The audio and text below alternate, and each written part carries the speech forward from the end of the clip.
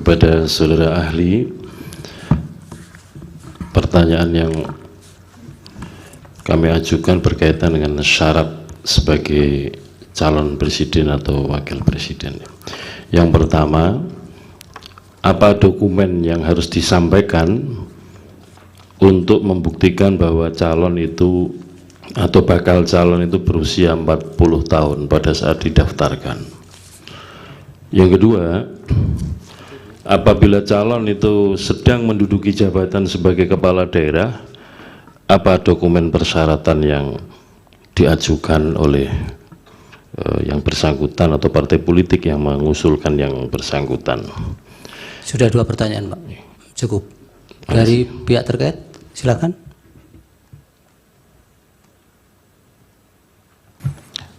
Kami ingin bertanya, pertama, apakah saudara ahli tahu dan dapat membedakan antara sengketa proses dan sengketa hasil dalam pemilu?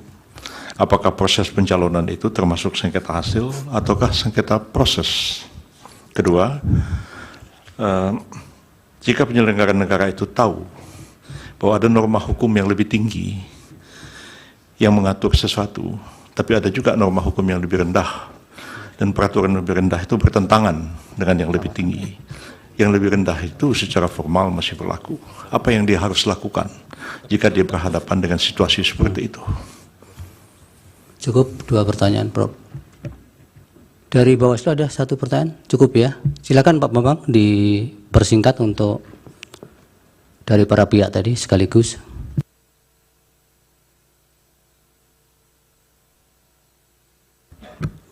Baik, Yang Mulia. Yang pertama menyangkut dengan timeline yang tadi sudah disampaikan. Antara tanggal 16 Oktober sampai 25 Oktober, menurut hemat saya, pendapat saya, langkah yang harus dilakukan oleh KPU adalah menyusun perubahan PKPU nomor 19 2023 dan mengajukannya kepada DPR. Sehingga kemudian ada kesempatan. Mohon slide-nya Yang Mulia untuk dipertunjukkan slide 4 biar bisa. Slide tadi, tugas. Nomor 4 slide. Ya. Ada waktu kurang lebih 9 hari atau 10 hari untuk merubah peraturan KPU 19 2023 ini. Dan waktu ini terbuang percuma, tidak ada tindakan yang berarti dalam mengubah peraturan KPU tersebut. Sekaligus menjawab pertanyaan Prof. Yusril tentang bagaimana kalau ada norma hukum yang bertentangan, seharusnya norma yang lebih rendah menyesuaikan dengan norma yang lebih tinggi. Nah, persoalannya adalah kerangka hukum pemilu itu tidak cuma undang-undang, tapi juga peraturan KPU. Dipertegas dalam pasal 75 Undang-Undang Pemilu bahwa untuk melaksanakan pemilihan umum, KPU harus membentuk peraturan KPU dan keputusan KPU. Peraturan itu sebagaimana dimaksud adalah pelaksanaan peraturan perundang-undangan.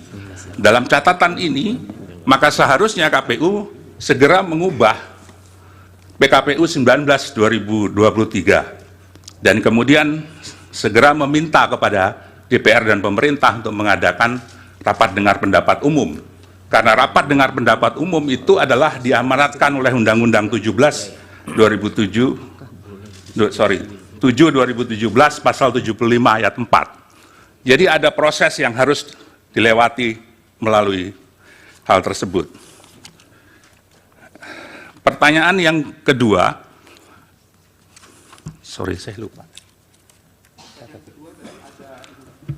Ada apa namanya? Putusan P17 KPU. ya. Iya.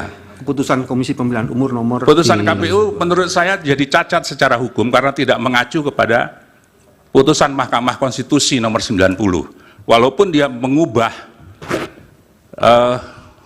saya tidak memegang dokumennya, mengingat pada peraturan Komisi Pemilihan Umum nomor 19, ya, dan kemudian telah diubah menjadi nomor 23. Ini menjadi pertanyaan karena ketika putusan ini dibuat, peraturan KPU nomor 23 itu belum ada, belum disahkan. Ya sudah, yang lain jawab. Yang Mulia, pertanyaan saya nomor 1 belum dijawab. Saya kira belum memang, karena saya tadi kebetulan menyambung dengan pertanyaan nomor 2, Prof. Yusril. Baik. Yang ketiga, pertanyaan dari penasihat hukum, dalam kasus KPU Murung Raya, yang diintervensi untuk mengubah status parpol Gelora, setahu saya kasus ini sudah dibawa ke DKPP, tapi menurut saya ini adalah pelanggaran serius terhadap prinsip atau asas pemilu, terutama jujur dan adil. Kenapa jujur dan adil? Karena sebetulnya hasil verifikasi faktual itu menyatakan Gelora tidak memenuhi syarat, tapi kemudian dipaksa untuk memenuhi syarat. Berarti ada perlakuan yang tidak jujur terhadap dokumen verifikasi itu. Dan ini harusnya diselidiki kenapa bisa seperti itu. Saya nggak tahu bagaimana instruksi itu dilakukan, tapi kalau berdasarkan informasi yang diterima itu, maka ini adalah tindakan yang melanggar pada prinsip atau asas jujur dan adil. Kemudian penetapan Gibran melanggar hukum dan konstitusi. Relasinya adalah bahwa pasal 22E itu mengatur asas pemilu langsung, umum, bebas, rahasia, jujur, dan adil. Tindakan yang dilakukan oleh KPU itu mengingkari asas jujur dan adil terhadap proses verifikasi itu. Karena ada kebenaran yang tidak disampaikan dalam proses verifikasi itu, yaitu bahwa peraturan KPU belum dirubah.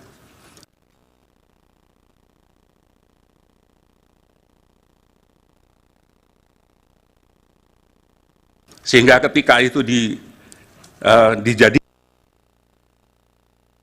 dasar, maka putusan itu sudah tidak jujur. Tidak sesuai dengan fakta. Peraturan KPU, ada dokumen yang harus diserahkan, yaitu KTP elektronik, bakal pasangan calon atau suami istrinya, dan akta kelahiran WNI, bakal pasangan calon atau suami istri bakal pasangan calon. Saya kira itu menjawab kebutuhan terhadap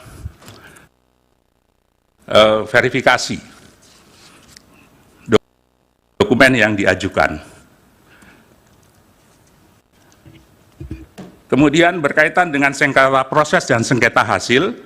Sengketa proses adalah proses yang sengketa yang diajukan dalam proses pemilihan umum, dan ini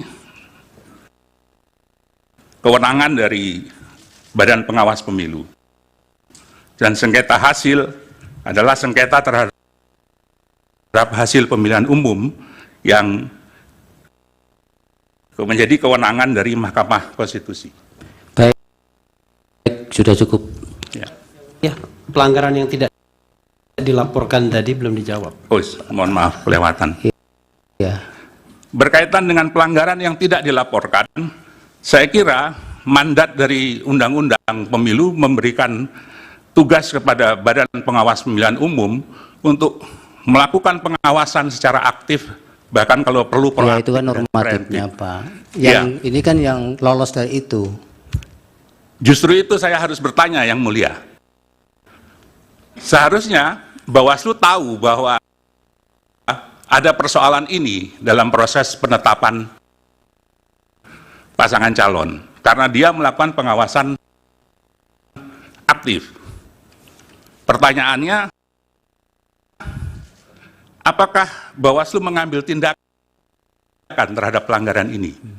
Saya tidak tahu, saya tidak punya dokumen tentang itu terhadap ini. Nah, mungkin nanti bisa ditanyakan kepada Ketua Bawaslu. Baik. Apakah ada langkah-langkah Ya. yang dilakukan untuk pelanggaran yang dilakukan oleh KPU tersebut? Terima kasih, Yang Baik, Mulia. Pak Bambang. Dari Hakim ada? Yang Mulia, ada satu pertanyaan yang belum dijawab. Termohon. Termohon baru dijawab satu. Iya. Yang soal apabila ada orang.